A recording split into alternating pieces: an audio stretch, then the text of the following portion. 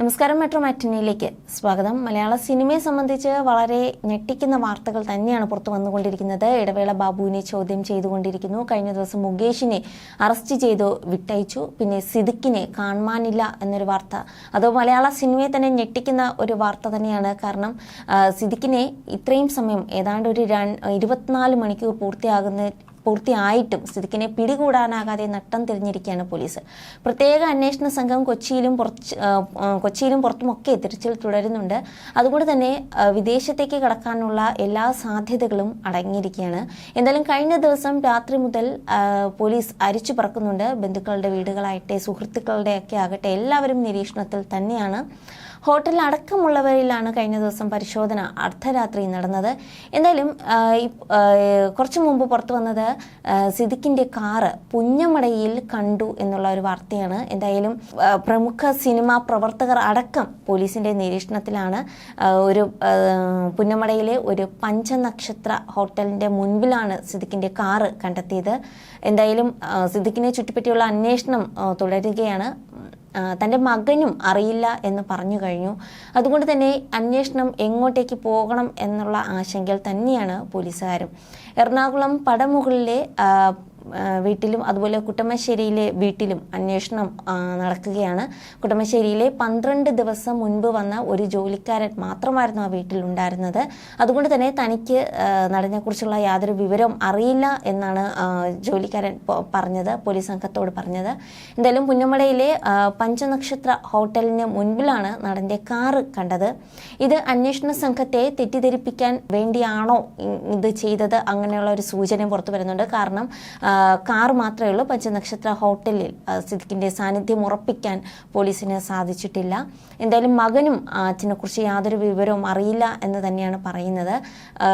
സിദ്ദിഖിനെ ചുറ്റിപ്പറ്റിയുള്ള സുഹൃത്തുക്കൾ, അതുപോലെ സിനിമയ്ക്കകത്തുള്ളവർ, മാത്രമല്ല സിദ്ദിഖിന്റെ ബന്ധുക്കൾ, ഇവരുടെയൊക്കെ വീടുകളിലും അന്വേഷണ സംഘം എത്തിയിരിക്കുകയാണ്. എന്തായാലും സിദ്ദിഖ് ഇപ്പോൾ എവിടെ എന്നുള്ള ചോദ്യചിഹ്നം ഉയരുകയാണ്.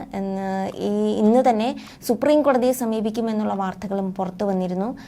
അതിനിടെ പ്രതിയെ രക്ഷപ്പെടാൻ അനുവദിക്കുകയാണെന്ന് ആരോപിച്ച അന്വേഷണ സംഘത്തിനെതിരെയും പ്രതിഷേധം ഉയരുന്നുണ്ട്.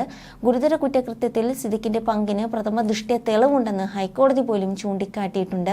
എന്നിട്ട് പോലും അത്രയും ഉദാസീനമായ ഒരു മനോഭാവമാണ് അന്വേഷണ സംഘം പുലർത്തുന്നത് എന്നാണ് ഉയരുന്ന ആരോപണവും.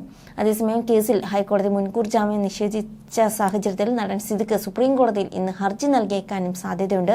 അങ്ങനെയാണെങ്കിൽ സുപ്രീം കോടതിയിൽ നിന്നും ജാമ്യം കിട്ടിയാൽ മാത്രമേ സിദ്ദിഖ് പുറത്തു വരികയുള്ളൂ എന്നുള്ള സൂചനകളാണ് വരുന്നത്. സുപ്രീം കോടതിയും ജാമ്യം നിഷേധിച്ചാൽ സിദ്ദിഖിന്റെ അവസ്ഥ എന്താകും? എന്തായാലും സിദ്ദിഖിനെ അന്വേഷണ സംഘം അറസ്റ്റ് ചെയ്യുമോ, സിദ്ദിഖ് അല്ലെങ്കിൽ പോലീസ് സ്റ്റേഷനിൽ വന്ന് കീഴടങ്ങുമോ എന്നൊക്കെയുള്ള ചോദ്യങ്ങളും ഉന്നയിക്കുകയാണ്. എന്തായാലും ഹർജിയുമായി ബന്ധപ്പെട്ട് സിദ്ദിഖിന്റെ അഭിഭാഷകർ ദില്ലിയിലെ മുതിർന്ന അഭിഭാഷകനുമായി സംസാരിച്ചു കഴിഞ്ഞു. വിധിപ്പകർപ്പും കൈമാറി. അതിജീവിത പരാതി നൽകാൻ വൈകിയതടക്കം ചൂണ്ടിക്കാട്ടിയാണ് ഹർജി നൽകുന്നത് എന്നാണ് വിവരം. സിദ്ദിഖിന്റെ എല്ലാ കാര്യവും വക്കീലിനൊപ്പം അഭിഭാഷകനൊപ്പം നോക്കി നടത്തുന്നത് സിദ്ദിഖിന്റെ മകൻ തന്നെയാണ്. ആ മകന് ഒരുപക്ഷെ സിദ്ദിഖിനെ കുറിച്ചുള്ള എല്ലാ വിവരങ്ങളും അറിയാം. എന്നിരുന്നാൽ പോലും ഒരൊറ്റ അക്ഷരം തൻ്റെ അച്ഛനെ അറിയില്ല, എവിടെയാണെന്ന് അറിയില്ല എന്നുള്ള വാക്കിൽ അന്വേഷണ സംഘത്തിന് മുമ്പിൽ ഒതുക്കിയെന്നാണ് പുറത്തു വരുന്ന വിവരങ്ങൾ. എന്തായാലും ഹേമ കമ്മിറ്റി റിപ്പോർട്ട് പുറത്തു വന്നതിന് പിന്നാലെ സിനിമാ മേഖലയെ ഞെട്ടിച്ച സംഭവമാണ് അമ്മ ജനറൽ സെക്രട്ടറി ആയിരുന്ന സിദ്ദിഖിനെതിരെ ഉയർന്ന ലൈംഗിക അതിക്രമ കേസ്. 2016 സിനിമയിൽ അവസരം വാഗ്ദാനം ചെയ്ത് തിരുവനന്തപുരത്തെ മസ്കറ്റ് ഹോട്ടലിൽ വിളിച്ചു വരുത്തി പീഡിപ്പിച്ചെന്നാണ് യുവനടിയുടെ പരാതി. യുവതിയുടെ മൊഴിയും ഹോട്ടലിലെ രജിസ്റ്റർ അടക്കമുള്ള രേഖകളും ഹാജരാക്കിയാണ് സാഹചര്യ തെളിവുകൾ സ്ഥാപിക്കാൻ പ്രോസിക്യൂഷൻ ശ്രമിച്ചത്. വർഷങ്ങൾക്ക് മുൻപ് നടന്ന സംഭവമെങ്കിലും ഫേസ്ബുക്കിലെ അടക്കം ഡിജിറ്റൽ തെളിവുകൾ കോടതിയെ ബോധിപ്പിക്കാൻ പരാതിക്കാരിക്കായി. ഇതോടെയാണ് ബലാത്സംഗം, ഭീഷണിപ്പെടുത്തൽ ഉൾപ്പെടെ ഗുരുതര വകുപ്പുകൾ ചുമത്തിയ കേസിൽ പ്രതിക്ക് ഹൈക്കോടതി മുൻകൂർ ജാമ്യം തള്ളിയത്. ഹേമ കമ്മിറ്റി റിപ്പോർട്ടിലെ അമ്മ സംഘടനയുടെ നിലപാട് പറഞ്ഞ് മണിക്കൂറുകൾക്കുള്ളിലാണ് നടൻ സിദ്ദിഖിനെതിരെ ബലാത്സംഗ പരാതിയുമായി യുവനടി രംഗത്തെത്തിയത്. കഴിഞ്ഞ ഓഗസ്റ്റ് 28-ന് കേസെടുത്തതിന് പിന്നാലെ അമ്മ ജനറൽ സെക്രട്ടറി സ്ഥാനം സിദ്ദിഖിന് രാജിവെക്കേണ്ടി വന്നു. കഴിഞ്ഞ ദിവസം നടി കവിയൂർ പൊന്നമ്മയുടെ പൊതുദർശനത്തിൽ അടക്കം പങ്കെടുത്ത് കൊച്ചിയിൽ തുടർന്ന സിദ്ദിഖ് കോടതി തീരുമാനം വന്നതോടെ വീട്ടിൽ നിന്നും മാറി നിൽക്കുകയാണ്. കേസ് രജിസ്റ്റർ ചെയ്ത് 2 മാസമായിട്ടും പ്രതിക്ക് ഹാജരാകാൻ ഒരു നോട്ടീസ് പോലും അന്വേഷണ സംഘം നൽകിയിരുന്നില്ല.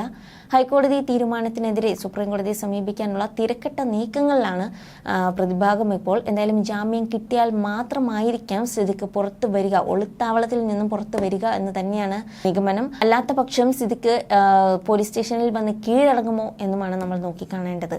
You're watching me on metromatney.com. on metromatney.com. metromatney.com. Subscribe for more videos. Subscribe for more videos. Subscribe here for more videos. Subscribe now.